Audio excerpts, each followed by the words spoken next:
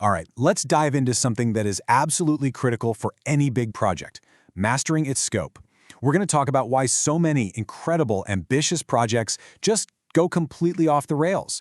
And more importantly, how a rock-solid plan right from day one can be the difference between a massive success and a very, very expensive failure. It really is the million-dollar question, isn't it? Sometimes it's a billion-dollar question. It definitely keeps project managers up at night. You start out with this amazing vision, you've got a great team, what looks like a perfect plan. So where does it all go so wrong? Well, the answer is kind of staggering. Get this. Research shows that a whopping 9 out of every 10 mega projects fail to hit their budget and schedule targets. Let that sink in. A 90% failure rate. That's not a small problem. That is a systemic crisis across the entire industry. Yeah, we're just going to call it what it is, the 90% problem.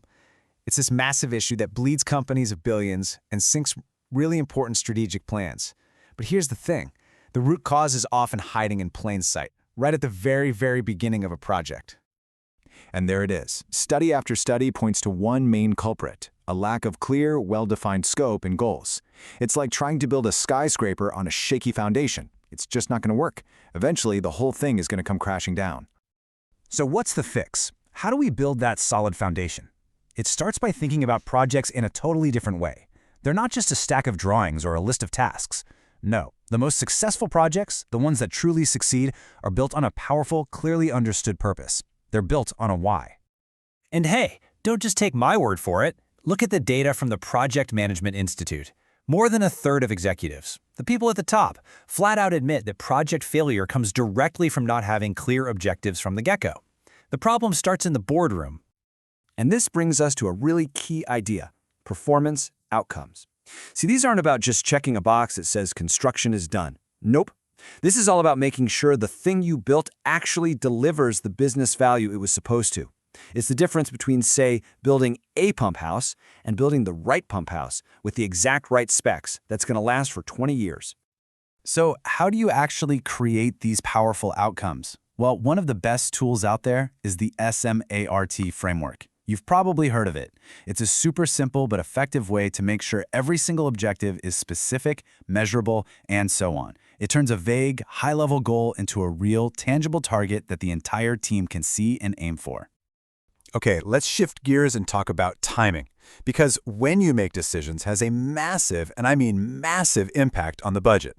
The rule is simple. The later you make a change, the more it is going to cost you, period. This is your golden window. This is where you have all the leverage. Your best opportunity to influence a project's final cost isn't when the concrete is being poured. It's right here, at the very beginning. The planning phase, that is your point of maximum impact. You can see this idea visualized pretty perfectly with something called the McCleamy curve. So early on the left, your ability to influence the project is super high, and the cost of making a change is super low. But as you move along the timeline, that relationship completely flips. Your influence plummets, while the cost to make that exact same change just skyrockets. Now, there's a formal name for taking advantage of this high-impact window. It's called front-end planning, or FEP. This is all about putting in the time and the brainpower up front to really nail down the business need, define the scope, and spot the risks before a single final blueprint is even drawn up. Okay, so we know why we need to plan, and we know when we need to plan. But the big question is, how do we do it right? Let's check out a specific tool that industry leaders use to pretty much guarantee their scope is on point. Meet the Project Definition Rating Index, or PDRI for short. Honestly, the easiest way to think about it is like a report card for your project scope. It's a standard way for teams to literally score how well defined everything is, so you can find those dangerous gaps and risks long before they become crazy expensive problems. And the proof is in the pudding, right? The data shows this thing works. Just look at the chart. Projects with a low PDRI score, meaning their scope is really buttoned up, consistently have way fewer costs and schedule overruns. Compare that to projects with a high or poor score. It's not even close.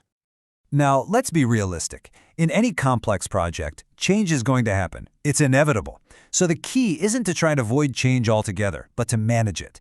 And you have to know there is a world of difference between a controlled change and the dreaded scope creep. Let's be crystal clear about this because it's so important.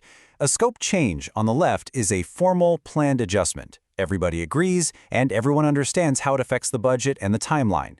Scope creep, on the other hand, that's the silent killer.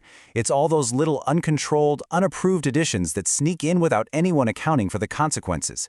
It just slowly but surely poisons the project from the inside out. So as we start to wrap this up, it becomes pretty obvious, right? A project's success or failure is pretty much decided long before the first shovel hits the ground. It all comes back to the strength of its foundation, the scope. So if you're going to remember anything from this, make it these 4 key takeaways. Number 1, always start with your why and define those clear performance outcomes. 2, invest your time and energy in front-end planning where you have the most influence. 3, use tools like the PDRI to actually measure how complete your scope is. And finally, number 4, manage change formally so you can stop it from becoming scope creep. And that really leaves us with one final crucial question to ask yourself on any project you're working on. Have you really put in the work to build a solid foundation? Or are you unknowingly building on a house of cards, just waiting for the slightest breeze to knock it all down?